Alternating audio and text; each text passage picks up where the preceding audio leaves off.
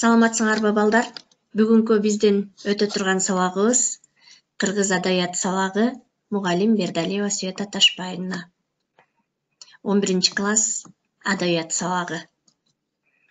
Бүгүнкү биздин өтө турган жаңы темабыз балдар Чыңгыз Айтматовдун Ысык көлдүн куту жана куну публицистикалык чыгармасы. Сабактын максаты окуучулар Чыңгыз Айтматовдун Ысык көлдүн куту жана куну публицистикалык чыгармасынын мазмуну менен таанышышат, маалымат ала алышат. Чыгарма менен таанышуунун натыйжасында ысык көлүбүздү сактоого, көздүн карегиндей кароого, салым кошууга, атуулдук аракетине кабыл алып, таасирлене алышат. Берметтей ысык көлдү коргоого, сактоого, салым кошууга умтулушат. Публицистика балдар латынча коомдук деген сөздү билдирет. Адабияттагы күндөлүк коомдук саясий, актуалдуу маселелерге карата курч, көркөм сөздүн күчү менен жазылган өзгөчө адабий жанр. Башкача айтканда, автордун эң актуалдуу саясий, коомдук маселелер жана күндөлүк саясий окуялар боюнча пикир айтышы менен мүнөздөлөт. Публицистикага саясий активдүүлүк, курч жана жеткиликтүү баяндоо, фактыларга негизделген далилдөөлөр мүнөздүү. Анын публицистикалык макала, публицистикалык очерк, публицистикалык фельетон сыяктуу түрлөрү бар. Эми балдар, кут жана кун деген сөздү кандай түшүнөсүңөр? Баарыбыз тең сабакка көңүлүбүздү бөлүп угуп отуралы. Балдар, кут бул адамга, элге, жерге келген жакшы нерсе. Кут келди деп коет, береке келди. Өтө күчтүү, кубаттуу, жарыгын берип уюткан, жазуусун берип куюлткан, мээримин берип муюткан, табын берип кубанткан, ырысын берип байыткан, даңаза берип кубанткан, өтө сабырдуу, өтө күчтүү, демди берген өзгөчө, жарыкты берген өзгөчө, сымаптай болуп мөлтүрөп, сиңиргиче көлкүлдөп турган элдин куту деп баяндаган балдар. Куттун түрлөрү бар. Куттун түрлөрү элдин куту өнөрүндө, жердин куту элинде, үйдүн куту аял деп эмне кылган эне деп куттун түрлөрүнө жараша ажыраткан. Ошондой эле кун түшүнүгү бул тээ байыртан кыргыз салтында жашаган элдер, мисалга алсак, Манас эпосун алсак, Сагынбайдын вариантында өлгөнүнө кун бер деп кун алганы дагы бар деп эскерилет. Мында эр табылды баянында былтыркы өткөн эрлердин быйыл кунун куубасак деп айтылат. Демек кун бул эр сайышта, жөө чабышта, уруулардын кагылышында, майда талаш тартыштарда курман болгон кишинин төлөмү. Ошонун башынын баасы, кунун кууп деп коет, баягы өлтүрмөйүнчө, баягы өчүмдү алмайынча калбаймын деген эпостогу айтылган сөздөрдү айтып атат. Кунду ошол эле эр жүрөк баягы өлтүргөн киши төлөп берүүгө милдеттүү болгон. Эгерде ким кимди өлтүрүп алса, ошо кунун берет деп, ошол жасаган ишине эмне кылган, кун алган. Ысык көл кыргыз Бермети. Кыргыз элинин Бермети балдар, ысык көл. Ала тоо арасында жайгашкан. Анын тарыхта түрлүү аттары сакталып калган. Ысык көл жылуу көл дегенди билдирет. Анын Туз көл деген дагы аты бар. Андан кийин Тимур Туу Нор деп да аташкан. Бул темирлүү көл дегенди билдирген. Бир кезде Жыт көл деп да атап калышкан. Ысык көлдүн мындайча аталышы кокусунан болгон эмес. Ысык көл деңиз деңгээлинен 1623 метр бийик жерде жайгашкан. Анын аянты 6124 чарчы километрди түзгөн. Узундугу 182 километрге чейин жеткен. Туурасы 60 километрге барабар. Тереңдиги жагынан дүйнөдөгү Танганьика, Ньяса жана Байкал көлдөрүнөн кийинки 4-нчү орунда турат деп эсептешет. Эң терең жери 700 метрден ашыгыраак. Көлгө 80ден ашык агын суу келип кошулат. Мына балдар, Ысык көлдүн бермети, Ысык көл туурасында кыскача эмне ала алдык, маалымат алдык. Мына балдар, ажайып деги эле көлдүн кооздугу, сулуулугу, абасынын тазалыгы эмне кылып турат, көрүнүп турат. Мында кыштаган аккуулар, кызыл моюн өрдөктөр башка жакка дагы кетишет. Анын ордуна сууда сүзүүчү башка канаттуулар пайда болот. Айрыкча каркыралардын канат сермеши кандай кызыктуу.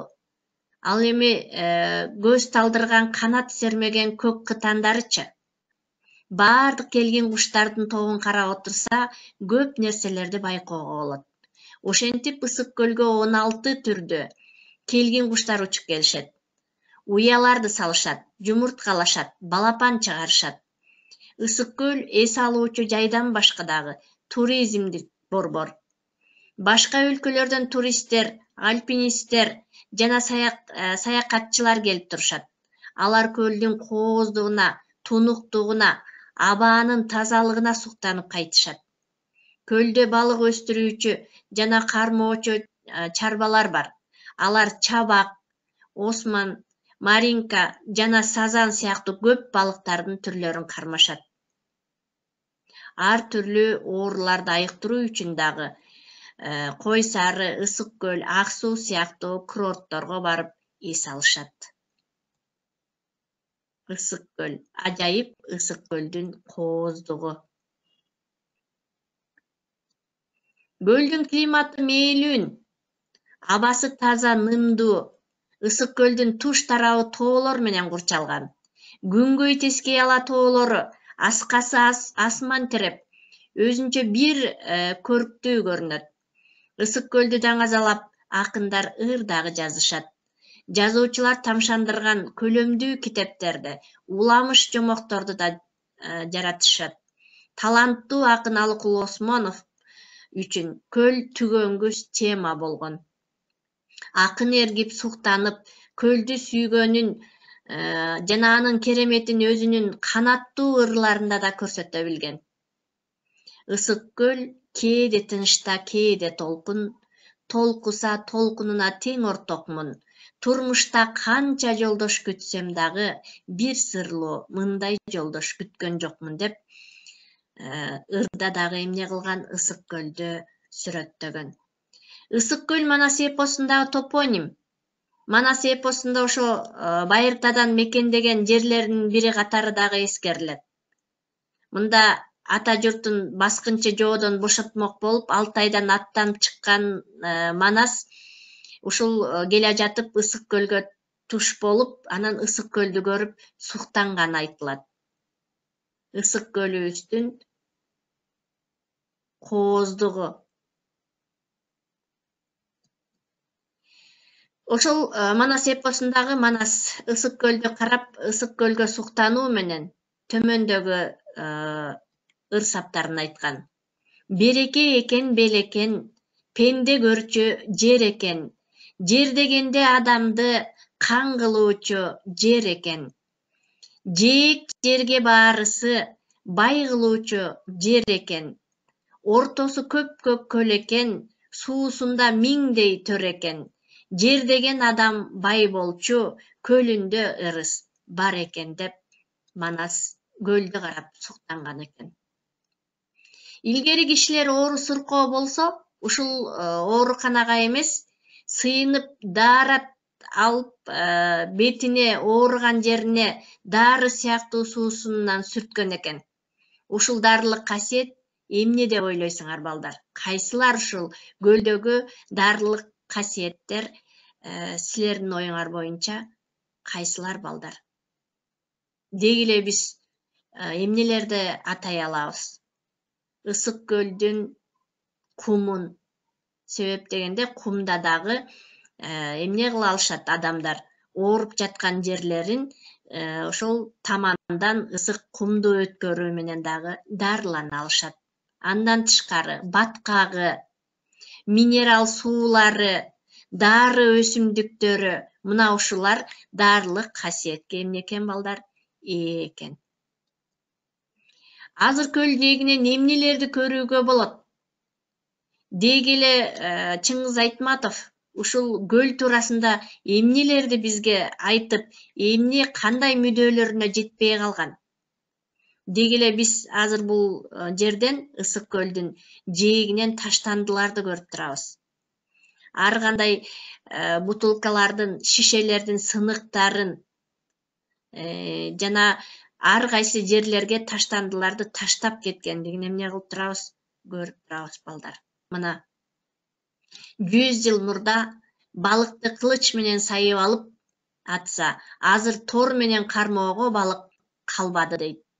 50 жылдарда ит чабакты кантип жок кылабыз деп башка жактан балыктарды алып келип, алар биздин тоо форелин баш кылып кырып салышкан. Саякатчы Пржевальский көл жээгинде эстелигим турсун деген. Азыр көрүп жатсаңар, ал эстелик көлдөн алыс калды. Жээк жылып кетти. Ким күнөөлүү деп ойлойсуңар балдар? Буга балдар адамдардын жаратылышка болгон туура эмес мамилеси жана экология. Чыңгыз Айтматов козгогон маселе боюнча жээк жылына 7-10 сантиметрден жылып отурса, өзүнөн өзү булактар тартылат. Ал жээктерден ным топтоп, азык алган бадалдар өлөт. Алар өлсө, ошолорду байырлаган канаттуулар, жаныбарлар жоголот деген. Чыңгыз агайыбыз айткан туташ реакция деген ушул. Мына балдар, Чыңгыз Айтматов сөз жүзүндө гана эмес, иш жүзүндө дагы Ысык көлдүн табиятын сактоого салым кошкону, Сары жаз, Эңилчек суулардын буруу долбоору ишке ашпай калгандыгын, көлгө жаңы суулардын кошулбагандыгы жазуучуну абдан кейиткен. Кадысайдан Уран деген кен чыккан. Кендин чыгындыларын көмүп коюшкан. Азыр адамдар ошолорду массалык түрдө казып жатышат. Алардын кийиминде, күрөөттөрүндө эмне бар деген суроону берет бизге балдар. Биз буга эмне бар деп ойлоно алабыз. Себеп дегенде радиация. Ошол радиация көлгө барышы мүмкүнбү балдар? Ооба, көлгө барышы мүмкүн. Көрдүңөрбү? А эмне үчүн Кажысайда аккан рак менен ооругандар көп? Ойлогулачы. Кажысайда кичине эле жаан жааса кыян жүрүп көлгө куят эмеспи? Мына ушундай ууланууларды табияттын өзүнүн кээ бир нерселери кайра өздөрү тартып алат. Мисалы, чийдин түбүндө сүт сыяктуу суюктук бар. Ошолор радиацияны тартып алат. Демек биз кайсыл өсүмдүктү көбөйтүшүбүз керек экен?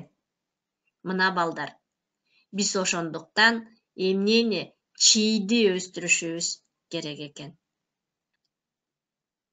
Экологиянын тазалыгы, экология жаратылышыбыз канчалык таза болсо, адам баласынын жашоосу дагы, өмүрү дагы жана жеке эле адамдардын эмес, жаныбарлардын, өсүмдүктөрдүн дагы жашоосу эмне болмок?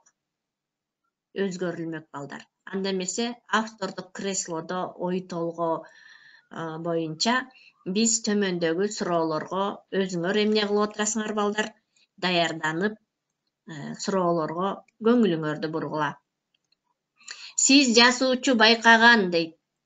Ошол байкоочу, публицист, жазуучу катары Ысык көлдө аралдын трагедиясы эртең кайталанбаш үчүн бүгүнкү ойлонуучу маселелер кайсылар деп эсептейсиңер? Мына балдар, бул жерде абдан чоң маселе эмне болуп атат айтылып жатат. Ошондо биз деги эле Ысык көлдө бүгүнкү күнгө чейин биз Ысык көлдү кантип таза кармай алабыз? Ысык көлдүн сакталышын адам ыйманынын сакталышы менен эмне үчүн байланыштырасыз? Ысык көлдү кантип сактай алабыз? Көлдү ким сактайт деген суроолор туулат балдар.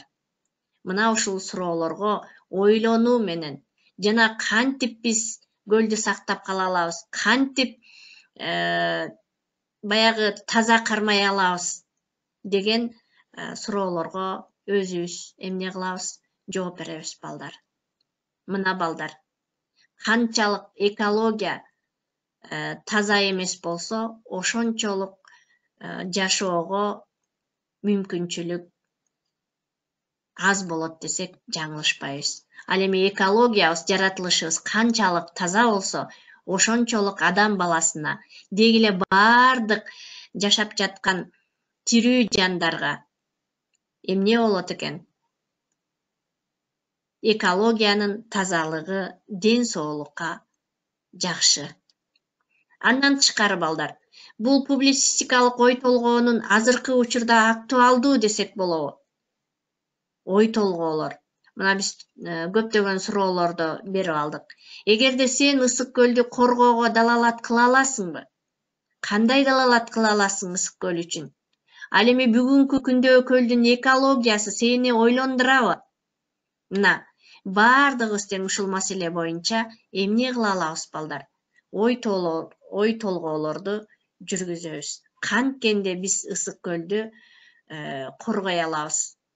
Бүгүнкү күндө дагы экологиянын таза болушуна кантип жардам көрсөтөбүз? Мына биз колубуздан келген ар кайсыл жерге ташталган таштандыларды чогултуу менен жана орду менен ар бир нерсени таза тыкаан коюуга жана экологиянын тазалыгына эмне кылып атышат? Жардам кылып өз кызматтарын жасап жатышат балдар. Мына ар дайым биз мекен үчүн кызмат кылууга, өз мекенибизге салымыбызды кошууга жардам кылышыбыз керек.